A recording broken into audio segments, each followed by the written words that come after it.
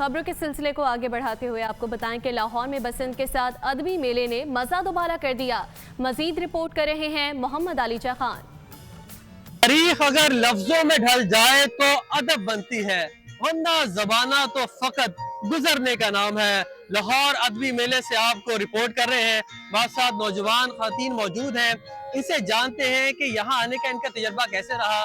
क्या इस समय पीछे मौसीकी चल रही है, मुख्तलिफ स्टॉल्स लगे हुए हैं, कोई स्टोरी टेलिंग कर रहा है, कोई शार सुना रहा है। पूरे पाकिस्तान से शोरा, अदीब, लखारी, अदाकार यहाँ पर पहुंचे हुए हैं।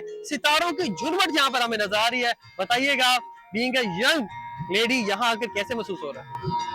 मुझे यहाँ पे आके बहुत अच्छा महसूस है, मुझे बहुत अच्छा लग रहा है। मुझे वैसे ज़िंदगी में अदब और शायरी और मौसीकी में बहुत दिलचस्पी है, तो मैं पहली बार यहाँ पे आ रही हूँ। तो मैं कुछ टॉक्स पे गई हूँ और अपनी कुछ किताबों के बारे में, इसके बारे में बात की है। एक और यंग लेडी मौजूद है, इससे भी गुफ्तगू करते हैं। मुझे अपना एक्सपीरियंस बताइएगा यहाँ आने का।